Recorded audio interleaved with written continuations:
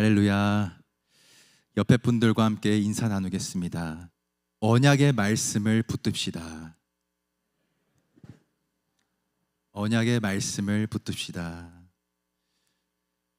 어떤 사람이 친한 지인들과 만나는 자리에서 야생 꿩을 잘 길들일 수 있는 방법을 터득했다는 소리를 듣게 됩니다. 꿩이란 원래 사람이 다가가면 깜짝 놀라서 하늘로 날아오르는 것인데 어떻게 꿩을 길들일 수 있을까? 분명히 보이진 않아도 높은 곳에 그물을 쳐 놓았거나 아니면 발에다가 끈을 묶어 놓지 않았을까 생각하다가 궁금한 마음이 들어서 꿩을 길들이고 있는 그 사육장을 방문하게 됩니다. 근데 놀랍게도 그냥 평지에 이 꿩들을 풀어놓고 먹이를 주는 모습을 보게 됩니다. 담을 높게 만들어 놓은 것도 아니고 하늘에 그물을 씌운 것도 아니고 그렇다고 발에 끈을 묶어 놓은 것도 아닌데 신기하게도 이 꿩들이 하늘로 날아오르지 않았습니다. 어떻게 그럴 수 있을까? 이상하고 또 신기해서 그 주인에게 물어봤더니 꿩 머리에 씌워 놓은 그 모자에 비밀이 있다고 말해줍니다. 그 얘기를 듣고 꿩들을 다시 보니까 진짜 꿩들이 하나같이 다 모자를 하나 쓰고 있는 것입니다. 아니 아무리 그래도 그렇지 모자를 썼다고 꿩이 하늘을 날지 못할까? 그 이유에 대해서 궁금해서 물어봤더니 꿩들은 눈에 보이는 만큼만 행동한다는 것입니다. 하늘이 보이지 않으면 절대로 날아오를 생각조차 하지 않기 때문에 망을 씌울 필요도 없고 그렇다고 발을 묶어 놓을 필요도 없고 그냥 머리에다가 모자 하나만 씌워 놓으면 하늘을 날지 못한다는 것입니다. 주인의 말을 듣고 꿩을 다시 바라보는데 하늘을 볼 수 없는 꿩이 마치 자기 모습을 보는 것 같았습니다. 하늘 위로 날아오를 날개를 하나님이 주셨고 하나님의 영광이 가득한 그 하늘을 날면서 그 충만함을 누리기를 원하시는데 정작 나는 하나님 바라보지 못하고 눈앞에 있는 그 모이만 쫓고 살았구나. 사랑하는 성도 여러분, 하나님께서 우리를 창조하신 이유는 너무 분명하고 명확합니다. 이사야 43장 7절에 보게 되면 무릇 내 이름으로 일컫는 자 곧 내가 내 영광을 위하여 창조한 자를 오게 하라. 그들을 내가 지었고 만들었느니라. 하나님의 영광을 위해 우리를 창조하셨고 하나님과의 그 깊은 관계 안에서 그 영광을 누리기를 원하시는데 우리의 삶을 돌아보면 마치 모자를 씌워놓은 꿩처럼 하나님 바라보지 못하고 땅만 쳐다보며 살고 있다는 것입니다. 오늘 말씀에 나오는 이스라엘 백성들도 마찬가지였습니다. 오늘 본문은 이스라엘 백성들이 애굽을 나와서 광야 생활을 할 때를 배경으로 하고 있습니다. 이때 이스라엘 백성들을 향한 하나님의 마음을 우리가 알 수 있는데 하나님께서는 끊임없이 그들과 소통하기를 원하셨고 그들 곁에 거하면서 친밀한 관계를 맺고 싶어 하셨습니다. 그래서 우리가 출애굽기 전체를 두 주제로 나눌 수 있는데 전반부는 출애굽하는 과정에 대해서 보여주고 있고 후반부는 언약에 대해서 다루는 것을 볼 수 있습니다. 하나님께서 이스라엘 백성들과 함께 거하며 깊은 관계로 나아가기를 원하셨는데 그 증거가 바로 언약이었다는 것입니다. 그래서 보면 출애굽기 20장에 하나님이 10계명을 주시고 또 24장에 가보면 그 계명들이 적힌 그 돌판을 모세에게 주면서 그들이 지켜야 할 규례들에 대해서 매우 자세하게 알려주십니다. 그들로 하여금 하나님의 영광을 위해 살아가는 그 존재들이 되기를 원하셨기 때문에 언약의 관계를 맺고 싶어 하셨다는 것입니다. 근데 이스라엘 백성들의 그 삶을 보게 되면 정작 하나님의 이런 마음은 모르고 하나님을 바라보는 존재가 아니라 마치 모자를 씌우는 그 꿩들처럼 땅만 바라보는 그 삶으로 나아가는 것을 볼 수 있습니다. 대표적인 사건이 출애굽기 32장에 나오는데 모세가 시내산에서 10계명을 받고 여러 가지 규례들에 대해서 듣고 있을 때 하나님께서 갑자기 모세를 급히 시내산 밑으로 내려가라고 명령하십니다. 그 이유가 무엇이었는가? 출애굽기 32장 7절과 8절에 보면 이런 말씀이 나옵니다. 여호와께서 모세에게 이르시되 너는 내려가라. 내가 애굽 땅에서 인도하여 낸 내 백성이 부패하였도다. 그들이 내가 그들에게 명한 길을 속히 떠나 자기를 위하여 송아지를 부어 만들고 그것을 숭배하며 그것에서 희생을 드리며 말하기를 이스라엘아 이는 너희를 애굽 땅에서 인도하여 낸 너희 신이라 하였도다. 하나님께서는 이스라엘 백성들과 함께 거하면서 친밀한 관계로 나아가시려고 언약을 지금 맺고 계시는데, 그 시간에 이스라엘 백성들은 무엇을 하고 있었는가? 자기들이 만든 그 우상 앞에서 그것을 보면서 숭배하고 있었다는 것입니다. 여러분, 하나님께서 우리에게 원하시는 것은 딱 한 가지인 줄로 믿습니다. 하나님과의 관계 안에 머물러 있는 겁니다. 그래서 이스라엘 백성들과 언약을 맺으려고 했던 것처럼 우리에게 약속의 말씀을 주신 것도 같은 이유에서 그런 것입니다.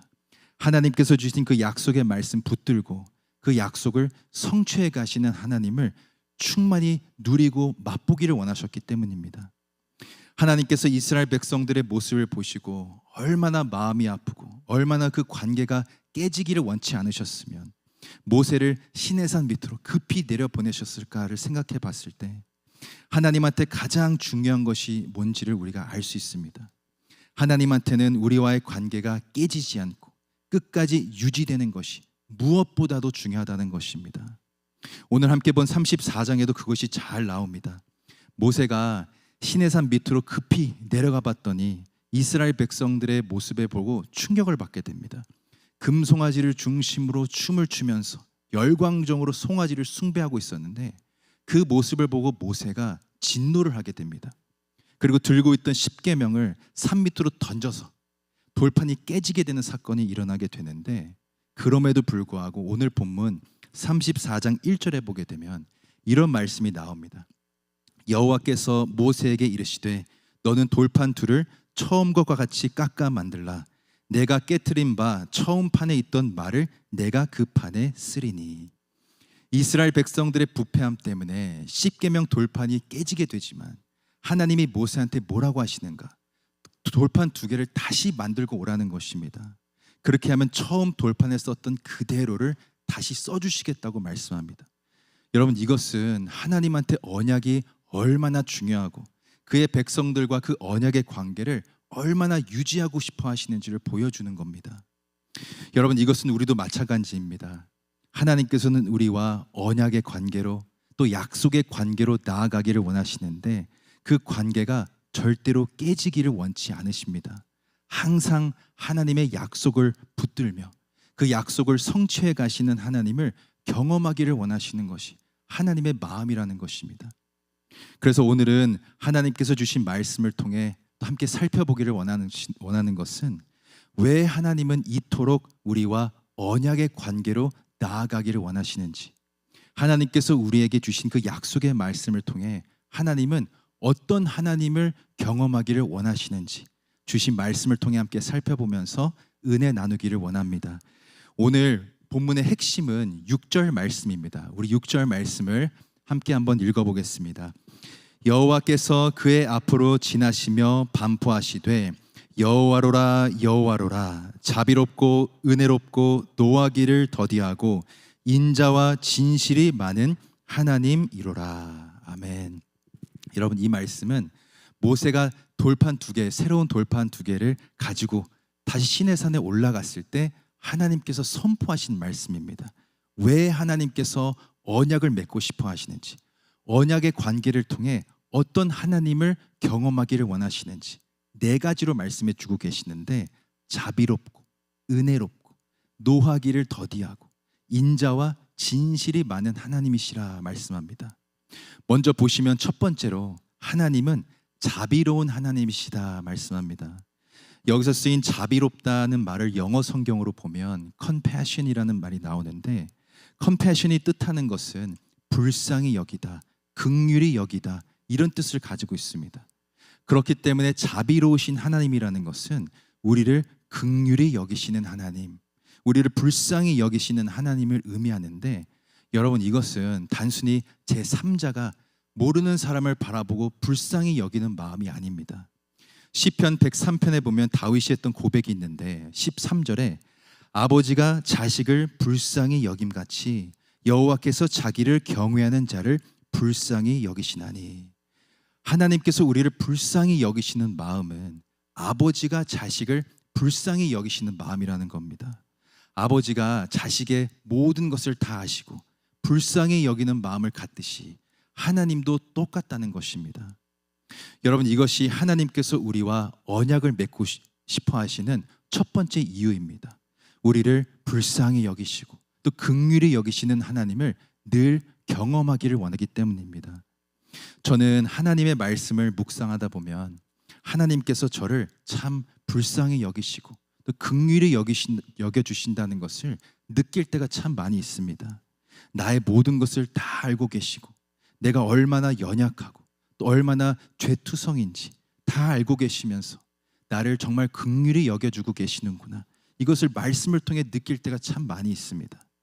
그래서 시편 103편 14절에 보면 다윗도 이런 고백을 합니다. 이는 저가 우리의 체질을 아시며 우리가 진토임을 기억하심이로다. 우리가 어떤 존재이고 무슨 생각을 하고 있고 어떤 마음을 품고 있는지 우리의 체질을 다 알고 계시기 때문에 우리를 긍휼히 여겨주시고 또 불쌍히 여겨주신다는 것입니다.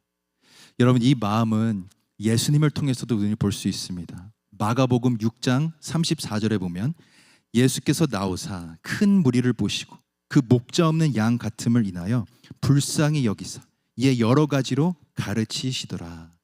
큰 무리가 예수님께로 나오고 있는데 멀리서 오는 그 큰 무리를 보시고 이미 다 알고 계셨다는 겁니다. 목자 없는 양 같았다. 목자 없이 이리저리 방황하는 양 같아서 그들의 체질을 아시고 그들을 불쌍히 여기셨다라고 기록하고 있습니다. 여러분, 하나님께서는 우리의 모든 것을 다 알고 계시고 우리를 늘 긍휼히 또 불쌍히 여기시는 줄로 믿습니다. 우리가 이런 하나님의 마음을 느끼고 또 경험할 수 있는 방법은 하나님께서 주신 약속의 말씀을 통해 가능한 것입니다. 그렇기 때문에 하나님께서는 어떻게 해서든 이스라엘 백성들과 언약을 맺고 싶어 하셨던 것이고 우리와도 마찬가지로 약속의 말씀을 주신 것입니다. 1965년에 미국에서 실제로 있었던 일인데 어느 할머니가 잠을 자다가 하나님의 말씀을 전하라는 음성을 듣게 됩니다. 그래서 그 다음 날부터 뭘 하냐면 콜라병 안에다가 성경 구절을 써서 하나씩 바다에 띄우기 시작합니다. 근데 한참 후에 이 할머니 앞으로 편지가 하나가 왔는데 그 편지는 어느 농장에서 보낸 편지였습니다. 이 편지를 쓴 어느 부인은 남편이 농장 일을 하다가 트랙터가 뒤집히는 바람에 세상을 떠나게 됐고 11명의 자녀가 남은 상황에서 자기가 도저히 먹고 살 길이 없다고 한탄을 했습니다. 그래서 죽기로 마음을 먹고 강가에 나아가게 됐는데 근데 그때가 12월 달이다 보니까 강가가 꽝꽝 얼어 있었던 것입니다. 그 부인이 얼음을 깨기 시작했는데 갑자기 깨진 구멍에서 콜라병 하나가 솟아오른 것입니다. 그리고 콜라병 안에 쪽지가 들어있는 것을 보고 궁금한 마음이 들어서 쪽지를 꺼내서 봤더니 성경 구절이 하나 적혀 있었는데 전도서 9장 4절 말씀이었습니다. 제가 읽어드리면 모든 산자들 중에 참여한 자가 소망이 있음은 산 개가 죽은 사자보다 나음이니라. 이 말씀을 읽는데 마치 하나님이 자기를 보고 있다는 강한 느낌을 받았습니다. 그리고 하나님이 나의 모든 것을 다 알고 계시고 나를 불쌍히 여기고 계시는구나. 나에게도 살아갈 소망이 있구나. 그래서 죽으려고 했던 생각을 접고 약속의 말씀을 붙드는 삶으로 나아가게 됩니다. 사랑하는 성도 여러분, 하나님께서는 우리의 체질을 다 알고 계시고 우리의 모든 생각과 마음을 다 보고 계십니다. 우리가 약속의 말씀을 붙들 때 우리를 긍휼히 여겨주시고 또 불쌍히 여겨주시는 하나님을 경험하게 될 줄로 믿습니다. 두 번째로 언약의 관계 안에서 경험하는 하나님은 어떤 하나님이신가? 은혜로운 하나님이시다 말씀합니다. 하나님께서 언약의 관계로 또 약속의 관계로 나아가기를 원하시는 이유는 우리가 하나님의 은혜를 충만히 경험하기를 원하시기 때문에 그렇습니다. 근데 어떤 사람들은 하나님의 크신 은혜, 또 풍성한 은혜라고 말씀을 드리면 눈에 보이는 어떤 큰 성과물이나 아니면 큰 열매를 생각할 때가 많습니다. 근데 하나님께서 말씀하시는 은혜는 그런 은혜가 아닙니다. 이 팔레스타인 지역을 가보면 비가 잘 오질 않습니다. 성경에 나오는 이른 비, 늦은 비 이런 것도 있지만 토양 자체가 물을 흡수할 수 있는 토양이 아니다 보니까 이른 비든 늦은 비든 오면 그 양도 적을 뿐더러 그대로 빠져나가게 돼 있어서 물이 저장되지가 않습니다. 근데 보면 비가 오지 않는 한여름에도 팔레스타인 지역에 식물이 자라는 것을 볼 수 있습니다. 그 이유가 무엇인가? 그것은 밤부터 새벽까지 꾸준히 내려주는 이슬 때문에 그렇습니다. 눈에 보이진 않지만 밤마다 이슬이 꾸준히 내려주기 때문에 곡식이 자라고 생명이 유지된다는 것입니다. 하나님의 은혜는 이와 같습니다. 우리는 눈에 보이는 큰 은혜를 원하지만 하나님의 은혜는 이슬같이 눈에 잘 보이진 않지만 꾸준히 우리의 삶을 적셔주고 있고 우리의 인생을 한참 살다가 돌아보게 되면 모든 것이 하나님의 은혜임을 우리가 고백하게 되는 것입니다. 하나님께서 약속의 말씀을 통해 우리와 이런 관계로 나아가기를 원하십니다. 지금 저희 교회에서 매일 말씀 통독을 하고 있고 매일 아침마다 말씀 한 구절씩 카톡을 통해 전하고 있는데 어떤 분이 이런 고백을 하셨습니다. 매일매일 나누는 그 말씀이 자기의 상황과 너무 잘 맞고 하나님이 다 알고 계시는 것처럼 느껴져서 그 은혜되는 말씀이 하루를 살아가는 힘과 능력이 된다는 것이었습니다. 저는 그 얘기를 전해 듣는데 이런 마음이 들었습니다. 하나님의 말씀이 참 신비롭고 그 말씀에 참된 능력이 있어서 날마다 주시는 그 하나님의 말씀이 새벽 이슬같이 우리 귀한 성도님들의 삶을 적셔주고 있구나. 여러분, 하나님의 은혜는 이와 같습니다. 그래서 요한복음에 보면 세례 요한에 대한 말씀이 나오는데 세례 요한의 삶을 우리가 돌아보면 세상적인 기준에서는 참 초라하고 보잘것없는 인생이지만 세례 요한이 했던 고백이 있습니다. 요한복음 1장 16절에 우리가 다 그의 충만한 데서 받으니 은혜 위에 은혜로라. 이 은혜 위에 은혜라는 것은 모든 것이 하나님의 은혜라고 고백하고 있는 겁니다. 세례 요한이 이렇게 고백할 수 있었던 이유가 무엇이었는가? 자기 뒤에 예수 그리스도가 오신다는 그 약속의 말씀을 붙들었기 때문에 그 언약의 관계 안에서 자기의 사명을 감당하다 보니까 모든 것이 하나님의 은혜이고 은혜 위에 은혜라는 이 놀라운 고백을 할 수 있었던 것입니다. 사랑하는 성도 여러분, 우리도 마찬가지인 줄로 믿습니다. 하나님은 지금도 새벽 이슬 같은 은혜를 끊임없이 내려주고 계시고 그 은혜에 우리가 젖어서 살아가기를 원하고 계십니다. 우리가 날마다 약속의 말씀을 붙들고 말씀 속에서 있는 하나님의 은혜를 발견하게 될 때 모든 것이 하나님의 은혜임을 고백하게 될 줄로 믿습니다. 세 번째로 언약의 관계 안에서 어떤 하나님을 경험하게 되는가? 노하기를 더디하시는 하나님이시다 말씀합니다. 구약을 읽을 때 많은 분들이 오해하시면서 질문하시는 것이 있습니다. 왜 하나님은 사랑의 하나님이신데 이렇게도 잔인하고 무섭고 쉽게 심판을 하실까? 근데 여러분, 그것은 하나님의 마음을 잘 몰라서 하는 소리입니다. 구약에서 반복적으로 나오는 하나님의 모습은 끊임없이 기회를 주시는 하나님이십니다. 화를 내고 당장 심판해도 모자랄 상황에서도 오늘 말씀처럼 노하기를 더디하시고 어떻게 해서든 그의 백성들이 다시 돌아올 수 있도록 끊임없이 기회를 주십니다. 이스라엘 백성들이 우상을 섬기고 목이 곧은 백성으로 교만하게 살아가도 자기의 죄를 회개하고 하나님께로 돌아오면 언제든 그 노하심을 푸시는 것이 하나님이셨습니다. 그래서 이사야 57장 16절에 보면 하나님께서 이사야를 통해 이렇게 말씀하십니다. 내가 영원히 다투지 아니하며 내가 장구히 노하지 아니할 것은 나의 지은 그 영과 혼이 내 앞에서 곤비할까 함이니라. 우상 숭배에 빠졌던 이스라엘 백성들에게 너희들이 회개하고 돌아오기만 하면 내가 장구히 노하지 아니할 것이고 반드시 용서하고 다시금 언약의 관계를 회복시켜 주시겠다 약속합니다. 우리가 다윗의 삶을 봐도 다윗이 우리아의 아내였던 밧세바를 취하기 위해 우리아를 전쟁터에 보내서 죽게 만드는데 그 큰 죄를 범하게 됐을 때도 하나님께서는 당장 다윗을 심판하지 않으십니다. 나단 선지자를 통해 다시금 자기의 죄를 깨닫게 하고 다시금 돌아올 수 있도록 끊임없이 기회를 주십니다. 그래서 시편 103편에 보면 다윗이 했던 놀라운 고백이 있는데 103편 8절에 여호와는 자비로우시며 은혜로우시며 노하기를 더디하시고 인자하심이 풍부하시도다. 또 9절에도 항상 경책하지 아니하시며 노를 영원히 품지 아니하시리로다. 노를 영원히 품지 아니시고 끝까지 참아주시고 받아주시는 분이 바로 우리가 믿는 하나님이시라는 것입니다. 그래서 하나뿐인 아들 예수 그리스도를 우리에게 보내주신 것이 또 우리는 죽을 수밖에 없는 허물과 죄의 존재이지만 끝까지 참아주시면서 끝까지 하나님의 자녀 삼아주시려고 예수 그리스도를 보내주신 것입니다. 우리가 이처럼 노하기를 더디하시는 하나님을 어떻게 경험할 수 있는가? 말씀을 통해 가능한 것입니다. 그래서 디모데후서 3장 16절에 보면 모든 성경은 하나님의 감동으로 된 것으로 교훈과 책망과 바르게 함과 의로 교육하기에 유익하다 말씀합니다. 하나님께서 말씀을 통해 우리를 책망하실 때도 있지만 책망하시는 이유는 우리를 바르게 해서 의로 교육하기 위해 하신다는 것입니다.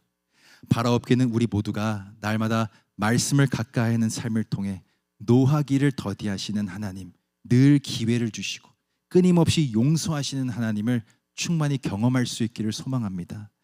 마지막으로 우리가 하나님과 언약의 관계 안에 있을 때 어떤 하나님을 경험하게 되는가?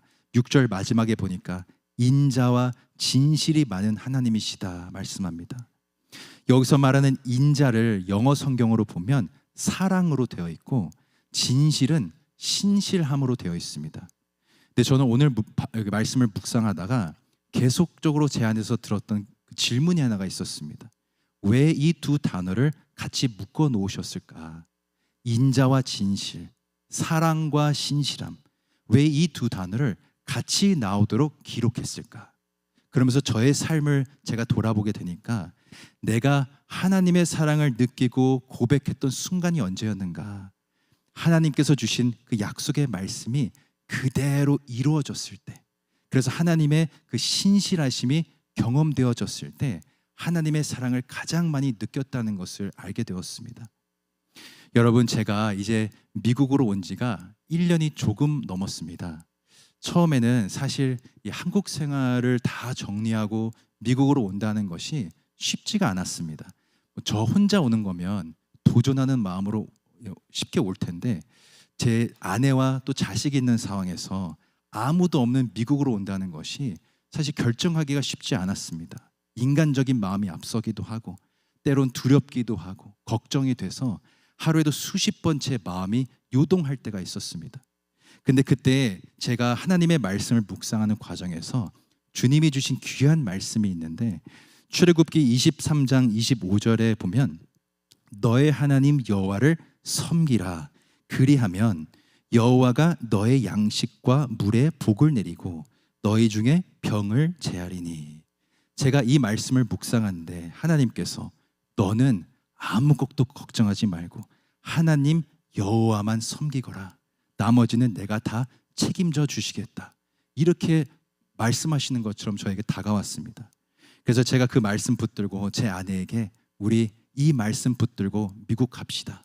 우리 다른 거 걱정하지 말고 여호와 하나님만 섬깁시다. 그리고 미국에 와 보니까 하나님께서 주신 말씀처럼 정말 하나님의 은혜가 아닌 것이 없었습니다. 하나님께서 모든 것을 다 예비해 주시고 준비해 주시고 지금도 순간순간마다 저의 삶을 인도해 가고 계심을 매일 경험하고 있습니다. 그리고 하나님께서 얼마나 신실하신 분이시냐면 저한테 주신 말씀을 보면 마지막에 너희 중에 병을 제하리니 라고 되어 있는데 사실 처음에는 이 말씀만큼은 마음에 와닿지가 않았습니다. 내가 지금 아픈 것도 아니고 너희 중에 병을 제한다는 말씀이 저하고는 좀 안 어울리는 말씀이라고 생각했습니다. 근데 저희 부부가 결혼을 했을 때 1년이 지나도록 아이가 잘 생기지가 않았습니다. 그래서 병원을 가봤더니 저희 부부는 자연 임신이 불가능하다는 소견을 받게 되었습니다. 그래서 제 첫째 아들하고 둘째 딸은 정말 어렵게 시험관 시술을 통해 낳은 아이들입니다. 근데 미국에 와서 기적적으로 셋째가 생겼습니다. 제 몸에 어떤 문제가 있었는지 저는 알지 못하지만 하나님께서 너희 몸에 너희 중에 병을 제하리니. 이 말씀도 신실하게 이루어가고 계셨다는 것을 저는 경험했습니다. 여러분, 하나님이 우리를 너무 사랑하시는데 하나님이 그 사랑을 어떻게 전하시는가? 약속의 말씀을 통해 전하신다는 겁니다. 그래서 신명기 7장 9절에 보면 이런 말씀이 나옵니다. 그런즉 너는 알라, 오직 내 하나님 여호와는 하나님이시요 신실하신 하나님이시라. 그를 사랑하고 그의 계명을 지키는 자에게는 천대까지 그 언약을 이행하시며 인애를 베푸시되. 하나님의 말씀을 지키면서 그 약속의 말씀을 꽉 붙들고 살아가는 자들에게는 어떻게 하신다고 나오냐면 신실하신 하나님께서 그 언약의 말씀을 이행해 가신다라고 되어 있습니다. 사랑하는 성도 여러분, 하나님께서는 한결같은 사랑으로 우리를 돌보고 계시고 지켜주고 계시고 인도하고 계시는 줄로 믿습니다. 하나님의 무한하신 사랑을 경험할 수 있는 방법은 약속의 말씀 붙들고 그 약속을 성취해 가시는 하나님을 경험하는 것입니다.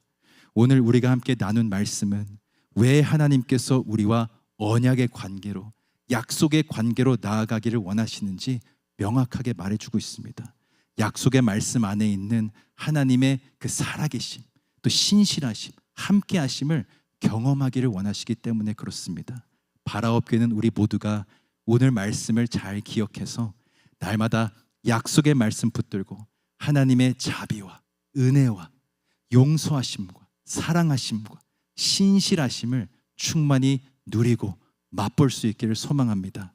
새벽 이슬 같은 하나님의 은혜가 여러분들의 삶을 축축히 적셔주시고 그 은혜가 여러분들을 살아줄 걸 믿습니다. 그런 은혜로 살아가는 우리 모든 성도님들 되시기를 예수 그리스도의 이름으로 간절히 축원드립니다.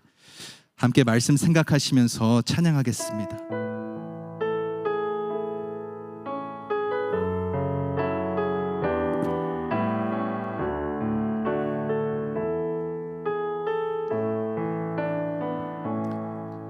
여호와는 나에게 복을 주시기를 원하며 나를 지키시기를 원하시며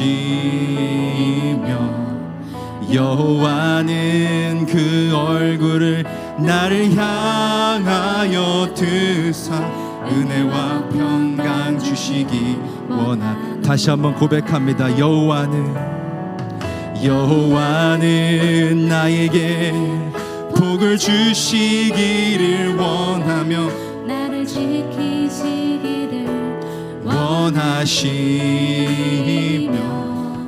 여호와는 그 얼굴을 나를 향하여 드사 은혜와 평강 주시기 원하노라. 나를 보배롭고 존귀하게 여기시는 하나님이 내 삶 속에서 이 약속을 신실하게 이루시리. 땅에 기름진 것으로 하늘에 신령한 것으로 나를 복주시고 지키실 하나님이 나의 영혼 잘 되도록 은혜 베푸시며 평강으로 인도하시. 여호와는 나에게 복을 주시기를 원하며 나를 지키시기를 원하시며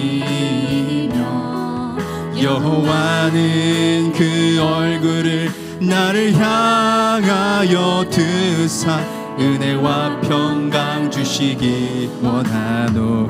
나를 보배롭고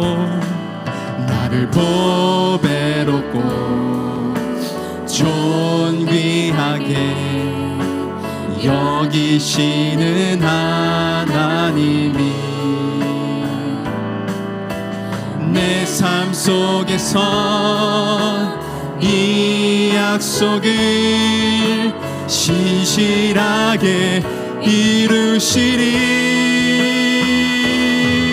땅에 기름진 것으로 하늘에 신령한 것으로 나를 복주시고 지키실 하나님이 나의 영혼 잘 되도록 은혜 베푸시며 평강으로 인도하시. 땅에 기름진 것으로 땅에 기름진 것으로 하늘에 신령한 것으로 나를 복주시고 지키실 하나님이 나의 영혼 잘 되도록 은혜 베푸시며 평강으로 인도하시. 모든 것이 은혜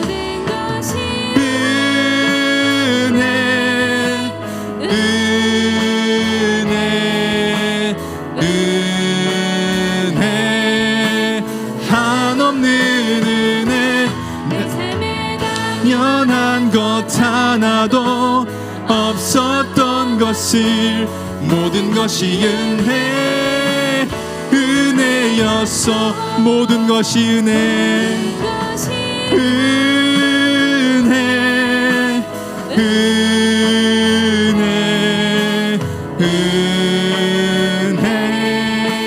한없는 은혜. 내 삶에 당연한 것 하나도 없었던 것을 모든 것이 은혜. 마지막으로 모든 것이 은혜. 모든 것이 은혜.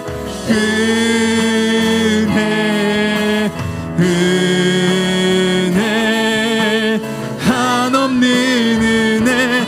내 삶에 당연한 것 하나도 없었던 것을 모든 것이 은혜였소. 이 시간 함께 기도할 때 하나님, 저희들의 삶을 돌아보면 모든 것이 하나님의 은혜임을 고백합니다. 하나님께서 주신 약속의 말씀 붙들고 언약의 관계로 나아가는 저희들 되게 하여 주옵소서. 언약의 관계 안에서 하나님이 주시는 그 축복 누리게 하여 주시고 자비롭고 은혜롭고 노하기를 더디하시고 인자와 진실이 많으신 하나님을 충만히 경험하고 맛보는 인생 되게 하여 주옵소서. 주여 한번 부르짖고 간절히 기도하겠습니다. 주여